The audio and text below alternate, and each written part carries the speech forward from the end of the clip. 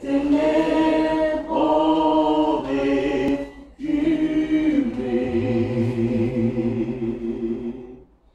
devant l'œuvre de la croix, devant l'agneau immolé.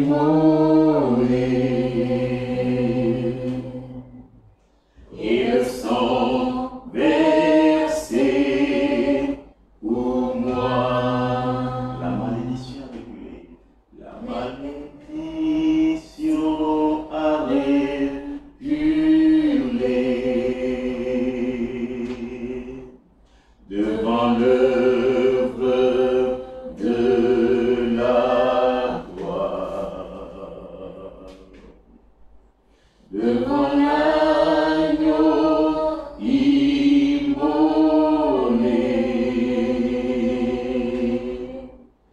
Et le sang versé pour moi. Les échecs ont reculé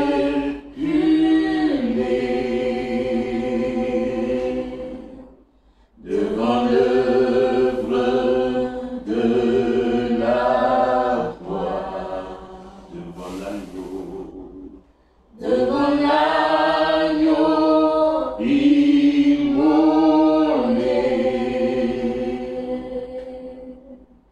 Et le sang versé pour moi.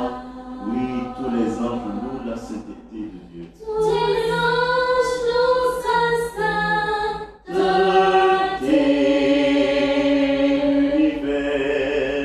L'univers brille sa majesté.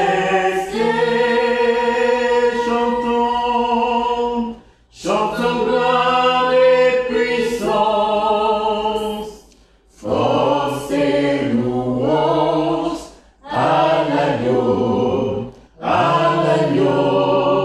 immolé, à l'agneau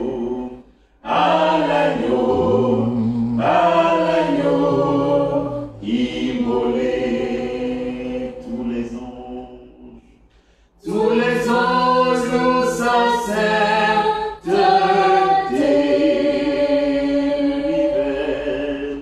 L'univers brille sa majesté.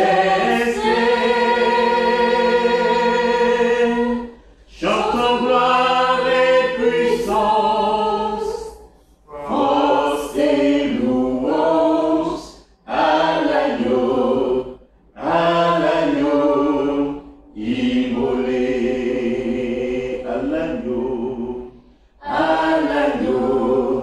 à l'agneau immolé. De la vie qui a donné à la vie qui brûle en moi. Tant d'amour et à jamais. La reconnaissance au roi, oui, tous les anges louent sa sainteté.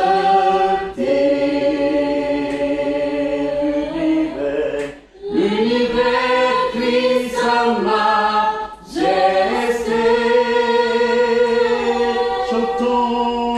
Chantons gloire et puissance, force et louange à l'agneau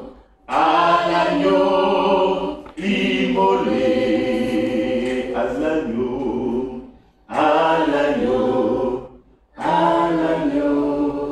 immolé,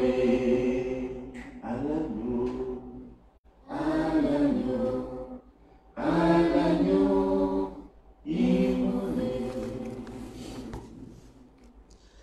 Frères et sœurs bien-aimés de Dieu, nous nous retrouvons ce vendredi, partager un instant de prière, un instant de parole, frères et sœurs. Rendons gloire à Dieu qui nous permet de nous revoir aujourd'hui.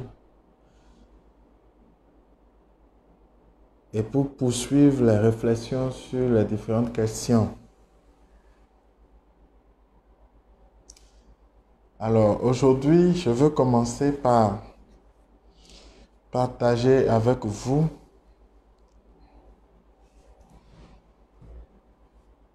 une méditation sur la question des pharisiens. La Bible dit que comme les pharisiens ont vu que Jésus avait fermé la bouche aux Sadducéens, ils sont allés à leur tour pour tenter de coincer Jésus. Ils lui ont dit quel est le premier de tous les commandements, pensant qu'il allait dire un commandement et ils allaient dire et l'autre et trouver une raison pour l'accuser. Jésus leur répond, voici le premier des commandements. Tu aimeras le Seigneur ton Dieu de tout ton cœur, de toute ton âme et de toute ta force, et c'est à lui seul que tu rendras un culte. Puis il ajoute, voici un second qui lui est semblable. Tu aimeras ton prochain comme toi-même. Et il ajoute que ces deux commandements résument la loi et les prophètes. Et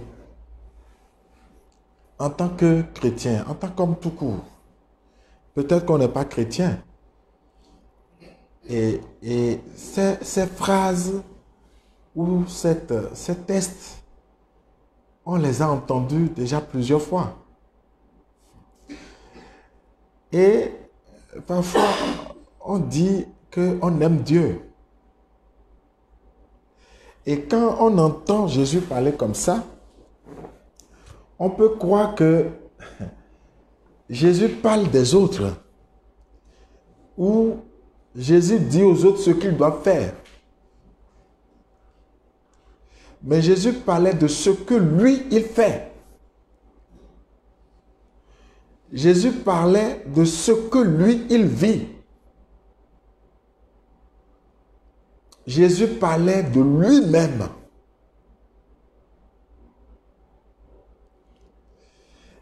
Jésus aime le Père. S'il vous plaît. Jésus aime le Père. Tu aimeras le Seigneur ton Dieu. Jésus aime le Père au point de donner sa vie sur la croix n'est pas une simple question d'obéissance où on a dit oui, le Père a dit d'aller, je suis allé, non. Adhérer au Père. Il vit du Père. C'est pourquoi il va dire, celui qui m'a vu a vu le Père. Jésus est l'image visible du Dieu invisible.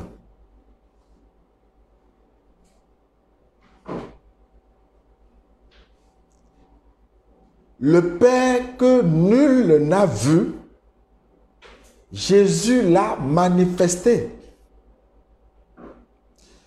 Dans le prologue de Saint Jean, on dit Dieu, personne ne l'a jamais vu.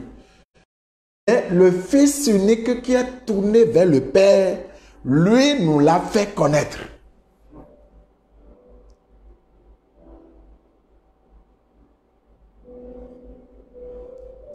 Donc Jésus aime son Père.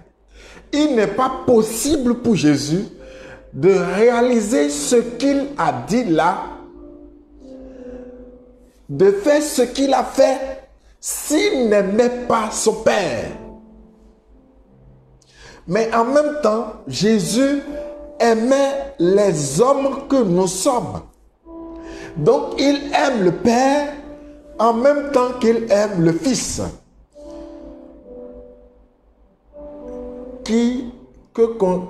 Qu'est chacun de nous, le Fils, c'est-à-dire les hommes que nous sommes.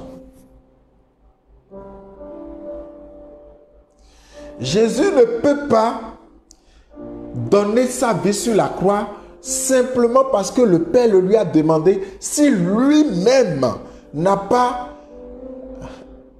adhéré, aimé les hommes comme le Père. Donc, il aime le Père et il aime les hommes. Et vous voyez, Jésus, Jean va dire dans son évangile, Jean chapitre 3, verset 16, Dieu a tant aimé le monde, envoyé son Fils unique afin que quiconque croit en lui ne périsse pas, mais ait la vie éternelle. Ok, c'est Dieu, le Père, qui a aimé son Fils Jésus. Il a aimé le monde et a envoyé son Fils Jésus. Et celui qui croit au Fils ne va pas périr, mais il aura la vie éternelle. D'accord. Mais Jésus va dire, il n'y a pas plus grand amour que de donner sa vie pour ceux. Donc le Père a aimé, il a envoyé son Fils. Mais le Fils aussi a aimé et a donné sa vie. C'est pourquoi ce qu'il dit aux pharisiens, c'est ce qui s'accomplissait sous les yeux. Vous allez me demander, mais pourquoi lui parle de ça maintenant? Je suis en adoration devant le Fils de Dieu, Jésus-Christ.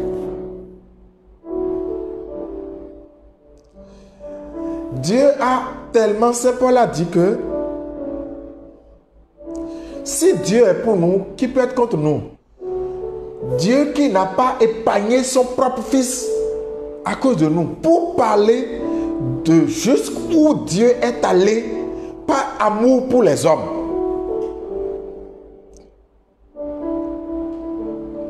Et ce qui montrait que Dieu nous aimait, ou nous aime et nous aimera toujours, c'est que Saint Jean, dans sa lettre, a dit que la preuve que Dieu nous aime, c'est que ce n'est pas nous qui avons aimé Dieu, c'est lui qui nous a aimé le premier. Ce que Saint Jean est en train d'insinuer, c'est que il n'y avait rien d'apparent à gagner quand Dieu était en train de livrer son propre Fils. Et donc Dieu n'attendait rien de matériel en retour. C'était totalement gratuit. C'était totalement un don, comme on le dit. En fait, le don, c'est ce que je fais, je n'attends rien en retour. C'est pourquoi dans beaucoup de choses que nous faisons, nous disons que nous donnons, il faut qu'on se demande, est-ce que c'est vraiment des dons? Ce qui caractérise un don, c'est que la personne qui bénéficie du don, on ne fait aucun calcul derrière. Dieu a posé son acte par pur amour. Et pour aller à ce niveau,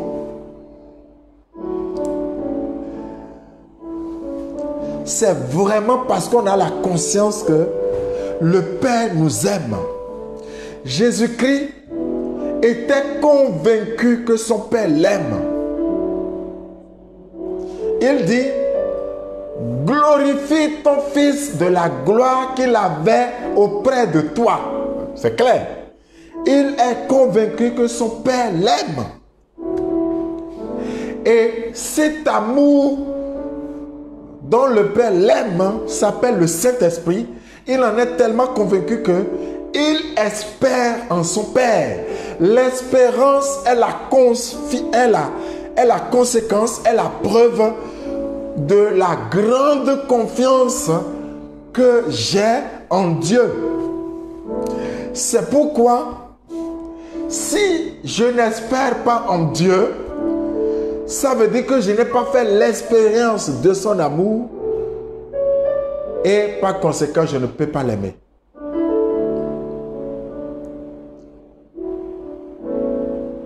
Frères et sœurs, nous disons que nous sommes des frères de la même famille, non?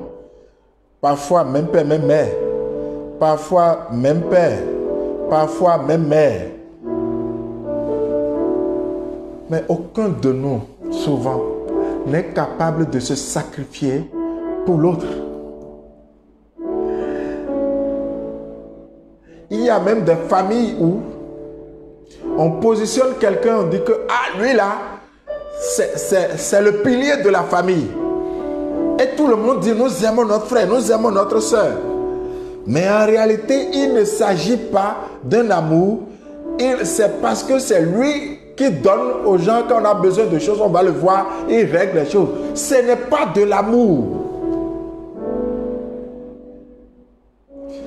Si tu veux savoir si tu aimes quelqu'un, c'est quand la personne t'offense. C'est quand la personne ne fait pas les choses comme tu veux. Et que tu continues malgré tout à manifester de l'intérêt, à manifester de la compassion, de l'attention, à vouloir le bien de la personne. C'est la preuve que tu l'aimes. Et c'est là où j'en viens au couple. Frères et sœurs,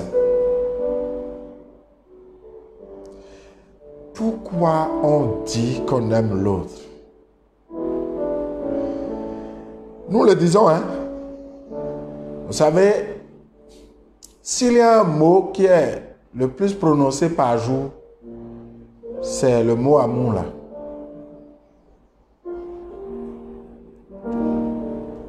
Le nombre de fois où les gens parlent d'amour entre jeunes, entre époux, entre parents et enfants, c'est trop.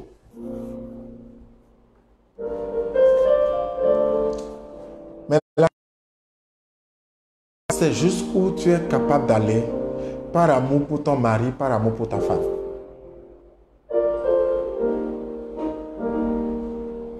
Voilà. Le Christ a aimé le monde et s'est sacrifié pour le monde. Toi, tu as dit que tu aimes ta femme, tu as dit que tu aimes ton mari. Tu es capable d'aller où pour sauver ta femme ou pour sauver ton mari?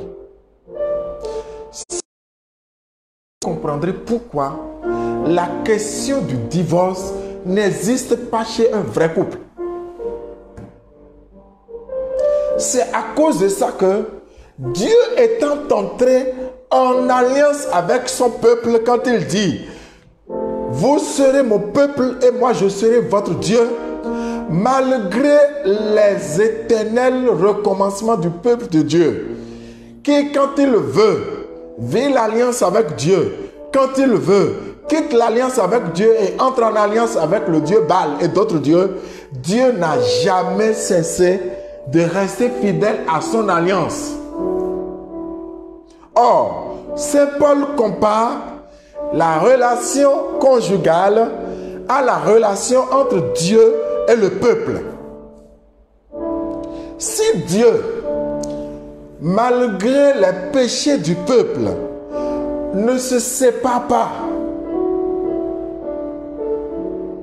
du peuple, malgré les imperfections des hommes et des femmes, aucun vrai couple ne peut se séparer, sauf s'il y a la mort. C'est pourquoi je veux bénir notre mère Église.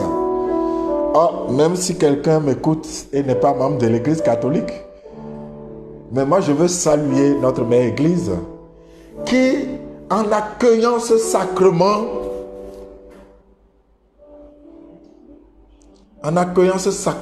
de Jésus-Christ, a dit que le mariage chrétien est indissoluble.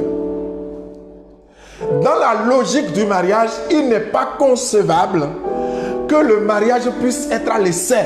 Mettons-nous ensemble d'abord pour voir si ça va marcher. Ce n'est pas possible. L'amour vrai ne peut pas essayer. L'amour total ne peut pas essayer. L'amour vrai ne peut pas dire « je ne l'aime plus ». Ce n'est pas possible. C'est pourquoi, vous voyez, le lien du sang, vous pouvez vous fâcher contre votre frère. Vous pouvez vous fâcher contre votre frère, votre soeur. Mais vous ne pouvez jamais changer le sang qui coule dans vos veines de sorte à ne plus avoir le même sang que votre frère, votre soeur. Il en est de même pour l'amour qui unit un couple ou qui devrait unir des frères. Vous pouvez vous fâcher, mais cet amour ne peut pas s'effacer. Ce n'est pas possible. Ce n'est pas concevable. Je vous dis carrément, c'est faux. Ce qui peut avoir, c'est des difficultés. Et vous savez que Dieu est amour. Et il y a une prière qui dit que nos louanges et nos prières n'apportent rien à Dieu. Mais ça nous permet de nous élever vers Dieu. Vous voyez, dans l'évangile, ces jours-ci, pour les catholiques qu'on a lu, mais cette noce où un monsieur s'est retrouvé, ou quelqu'un s'est retrouvé sans l'habit de noces. Mon ami, dit Jésus, comment es-tu entré ici sans avoir porté l'habit de noces? Le texte dit, et l'autre garda le silence.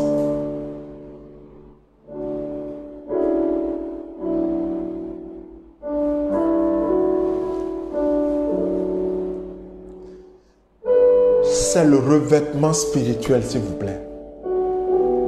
L'habit de noces, c'est le revêtement spirituel. C'est le revêtement spirituel. Mais c'est quoi le revêtement spirituel? Mais c'est l'esprit d'amour. L'esprit d'amour qui est uni à l'esprit humain. Quand l'esprit d'amour n'est pas uni à l'esprit humain, l'esprit humain, où il est seul, où il est uni à l'esprit du mal, ou carrément il devient l'esprit du mal. Et c'est le cas des sorciers. Et ça me permet de répondre à la question de l'autre fois où la personne disait, une personne qui a la soif du pouvoir, qui méprise les autres, qui serait même prêt à évincer, voire même ôter la vie à toute personne qui lui tiendrait tête, etc. C'est justement l'absence du revêtement spirituel. Et tout ça vient quand on a perdu l'espérance en Dieu. On a l'impression qu'on a perdu sa vie. Et quand on a l'impression qu'on a perdu sa vie, on est dans une position où on dit, je n'ai plus rien à craindre, je n'ai plus rien à perdre. Mais quand on espère en Dieu, notamment quand on espère tout au moins que après cette vie, il y a encore une vie, quand on se souvient que tout peut finir ici, mais tout n'est pas fini dans l'au-delà. On espère en Dieu, on ne peut pas, ce truc qu'on ne peut pas tolérer. Il y a donc en cette personne qui vit les sentiments que je viens de décrire là, une crise de la vie. La personne se demande pourquoi. La personne a une insatisfaction. La personne se dit pourquoi ma vie est ainsi. La personne n'accueille pas la vie qu'elle a Or, il faut accueillir la vie que tu as, quelle que soit l'étape où elle est maintenant, et espérer que Dieu qui a donné la vie bâtira une vie. Mieux, après cette vie, il y a une vie. C'est l'espérance là qui peut amener quelqu'un comme Maximilien Marie Kolbe à donner sa vie dans un camp de concentration, a dit mais prenez ma vie et libérez ce père de famille. C'est parce qu'il sait au fond de lui que tout ne finit pas là, que tout continue après. Jésus-Christ savait qu'il ressusciterait le dernier jour. Il ressusciterait le 3e jour plutôt. Lui, ce n'est pas le dernier jour, mais le 3e jour. C'est pourquoi il peut avoir confiance et donner sa vie. Et donc, tu ne perds rien en donnant ta vie pour les autres. Nous devons quitter la vie où tout est calculé. Nos relations sont trop calculées. Nos mouvements sont trop calculés. Même notre façon d'être avec Dieu est calculée. J'ai même l'impression que le jour où Dieu va se lever et va dire, bon, écoutez les amis, je ne donne plus rien à personne. Les demandes que vous venez faire sont ajournées par avance. Vous n'aurez plus rien. Les églises vont se vider. Et les mosquées aussi.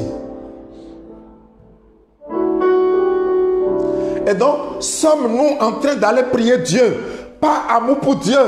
Sommes-nous en train de servir Dieu par pur amour? Ou bien sommes-nous dans un calcul d'un retour sur investissement?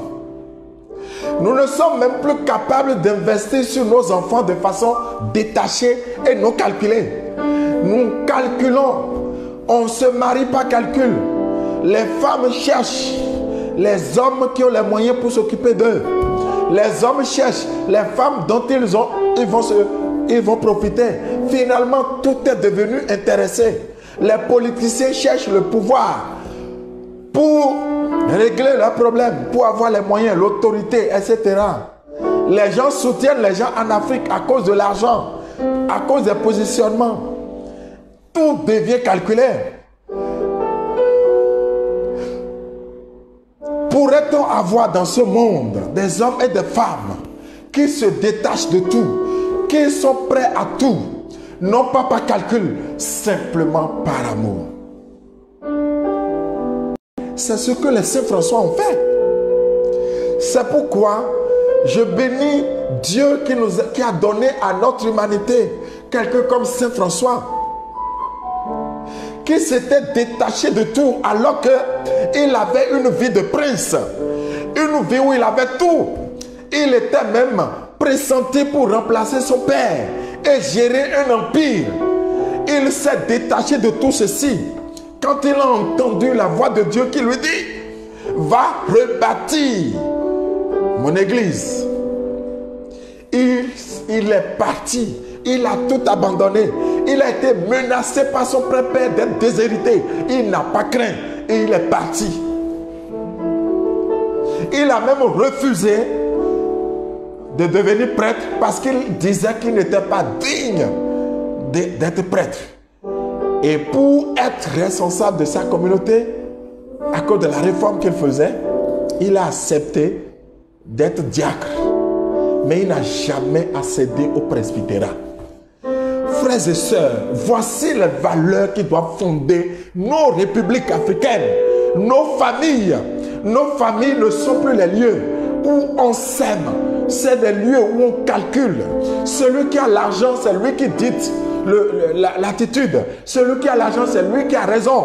Même quand il a tort, on ne peut pas dire frère, c'est vrai que tu as l'argent, mais tu as tort. Quand est-ce que l'amour reviendra dans nos familles? Quand est-ce que le motif pour lequel les fonctionnaires se lèvent le matin pour aller travailler va être un motif d'amour et non le salaire? Je n'en avais parlé la dernière fois. Celui qui aime s'accomplit et accomplit sa vocation. Parce que nous avons été faits par amour et pour aimer. celui qui n'aime pas ne s'accomplit pas. Et le malaise intérieur qu'on ressent est lié au fait qu'on n'accomplit pas sa vocation de servir les autres. C'est pourquoi Saint Paul dit qu'il y a plus de joie à donner qu'à recevoir. Soyons en position de donner. C'est la position de celui qui aime. Aimez-vous comme je vous ai aimé.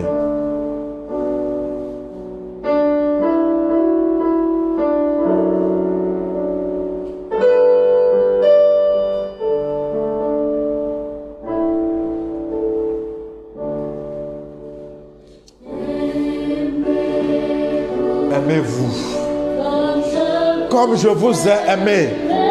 Aimez-vous chacun comme des frères. Aime ta femme comme ta soeur. Aime ton mari comme ton frère.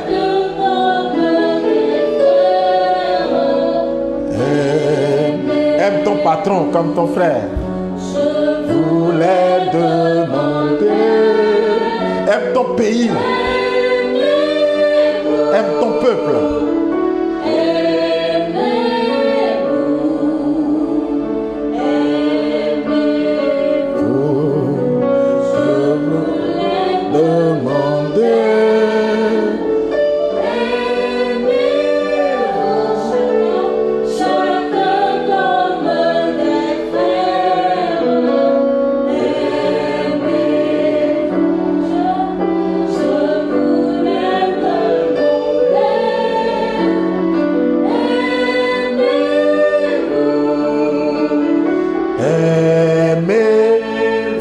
Aimez-vous, aimez-vous, comme je vous ai aimé.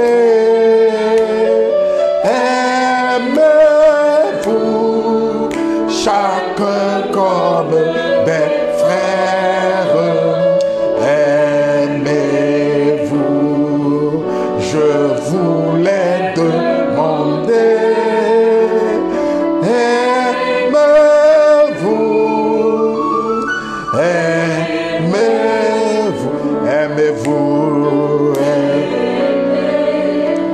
Aimez-vous, frères et sœurs. Aimons-nous, frères et sœurs. Que vienne le règne d'amour de Dieu.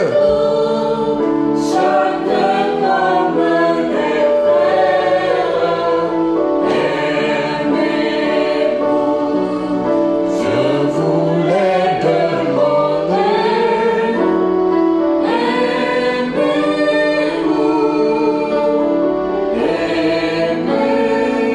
Aimez-vous.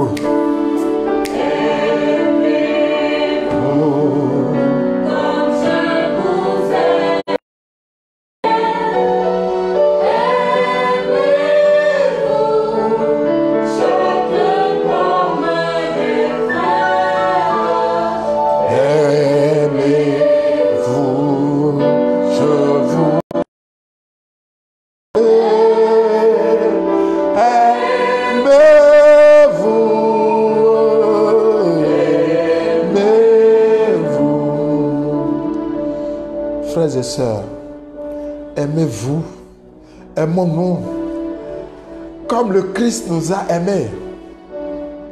Si vous m'appelez Maître et Seigneur, vous dites bien car je le suis. Mais si moi, qui suis Maître et Seigneur, je vous traite ainsi, c'est que vous devez vous aimer les uns les autres. Vous savez, frères et sœurs, aime ton mari, aime ta femme, aime tes enfants, de cet amour-là. Et tu verras que c'est cet amour qui transfigure la vie de l'autre.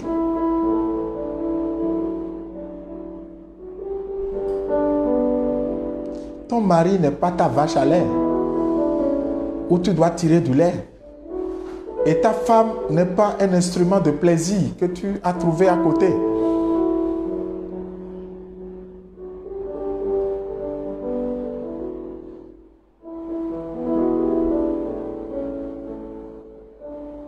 Les enfants ne viennent pas pour combler le vide. Un enfant est le résultat de l'amour entre ses parents.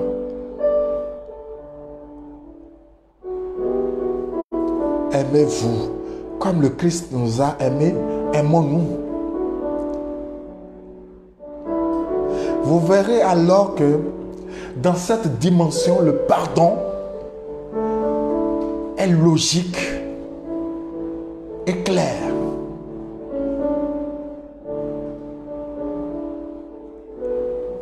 J'ai envie que nous puissions regarder la croix. Regardez la croix.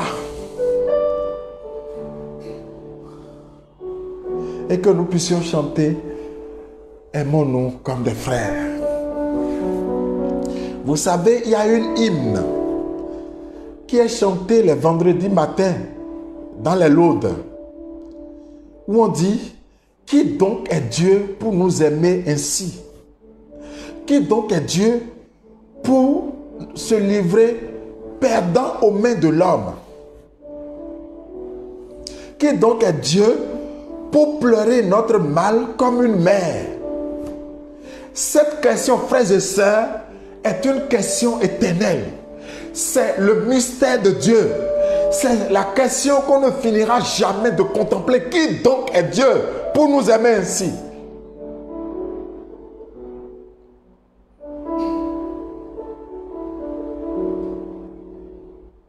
Qui donc es-tu, Seigneur, pour nous aimer ainsi?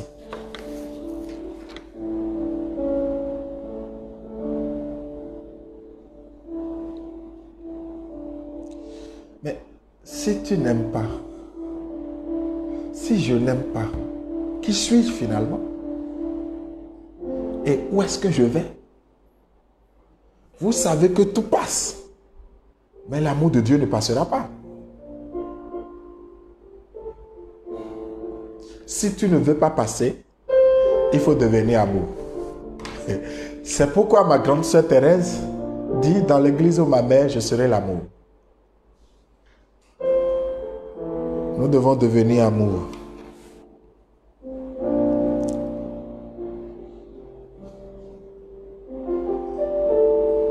Il y a une question qui disait dans la transfiguration que signifiait la présence d'Élie et de Moïse. En fait, c'est simple. Élie, c'était le prophète. Moïse, c'était la loi. C'est tout.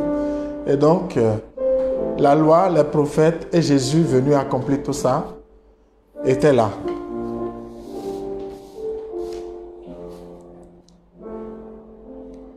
Est-ce que chrétien peut se faire tatouer, par exemple, le nom de ses enfants, son conjoint ou une phrase biblique? J'ai envie de vous répondre quelque chose. Comme Saint Augustin.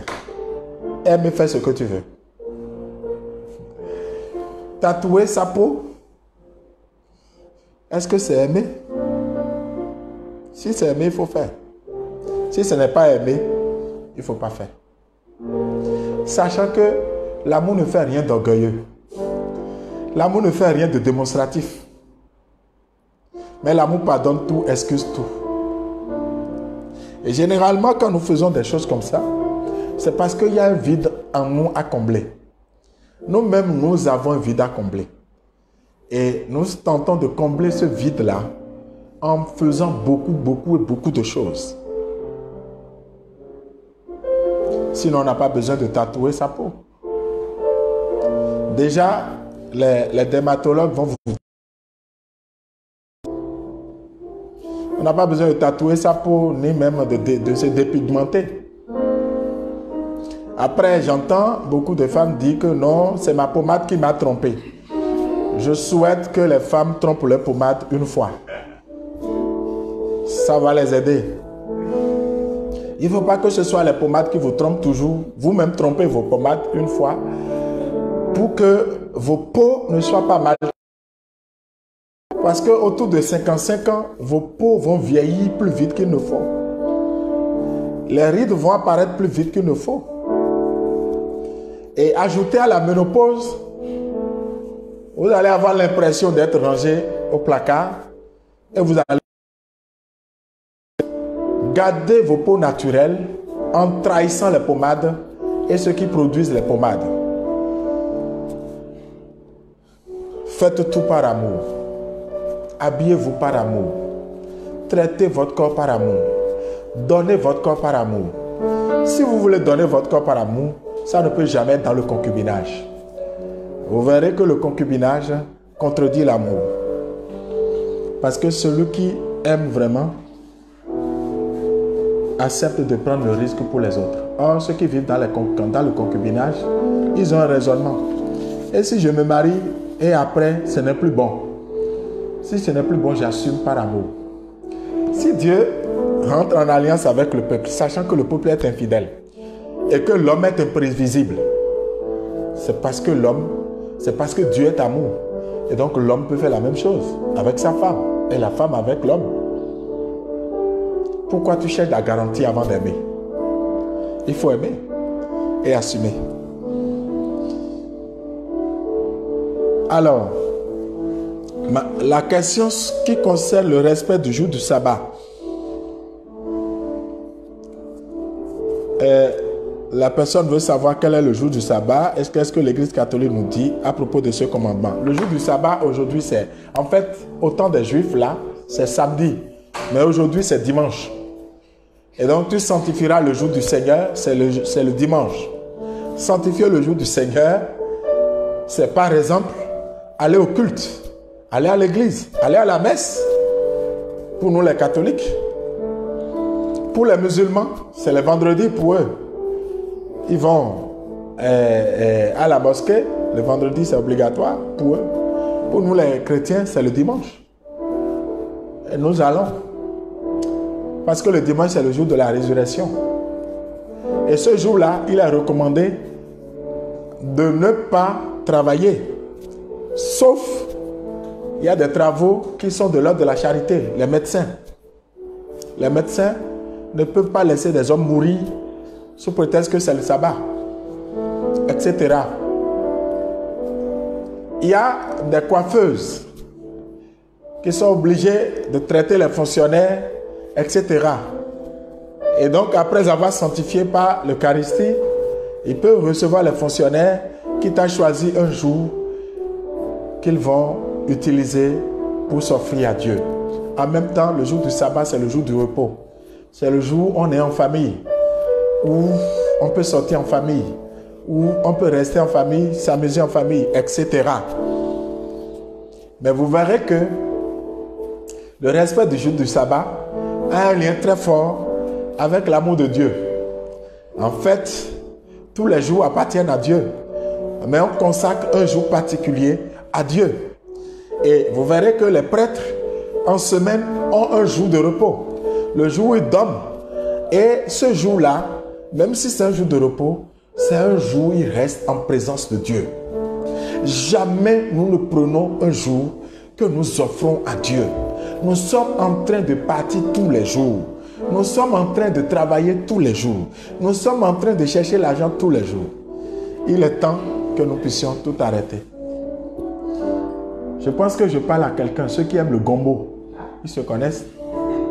Il faut qu'ils sachent qu'il y a des jours où ils doivent consacrer ce jour au Seigneur. Le gombo, c'est un langage ordinaire chez les musiciens, hein, et ils vont jouer à gauche et à droite et choses là. Les jours du Seigneur, il faut commencer à entrer en alliance avec le Seigneur.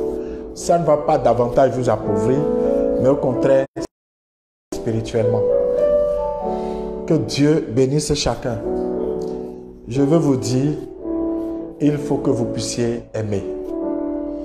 Aujourd'hui, je me suis senti béni en méditant ces textes-là. Et j'ai demandé à Dieu de me donner un cœur qui aime davantage. L'aimer lui et aimer les frères. Car même le conseil que tu donnes à ton propre enfant, même que tu lui donnes, si la personne ne sent pas que c'est par amour, la personne n'acceptera pas. Même le bien que tu fais, si la personne ne sent pas que c'est par amour pour lui que tu le fais, la personne n'acceptera pas. Et c'est souvent le problème des dirigeants africains. Le peuple n'a pas l'impression qu'ils agissent par amour pour le peuple, mais le peuple a l'impression qu'ils agissent par amour pour eux-mêmes, intérêt Du coup, le bien qu'ils font n'est pas vu comme un bien, mais est vu comme un mal. Que Dieu nous aide à nous convertir, à nous convertir, à nous convertir. Et j'aime ce que les évêques ont écrit avant la conférence nationale. Convertissez-vous, aimez-vous, et le Bénin sera sauvé. Et l'Afrique sera sauvée. Aimons-nous. On va finir encore par ce chant. Aimez-vous comme je vous ai aimé. C'est le commandement de Jésus-Christ. Il n'y en a pas d'autre.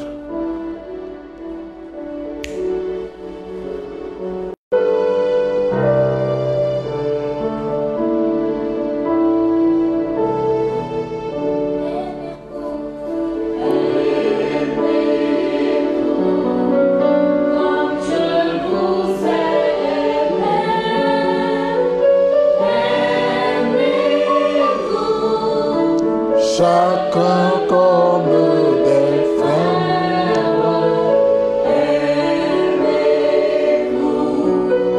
je voulais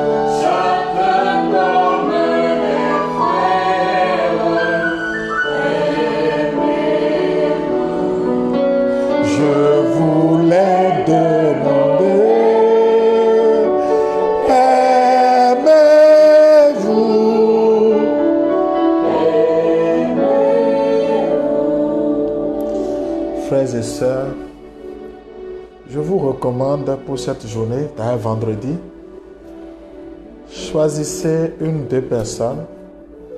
Si votre ménage est en difficulté, choisissez une personne de votre ménage et posez un geste d'amour.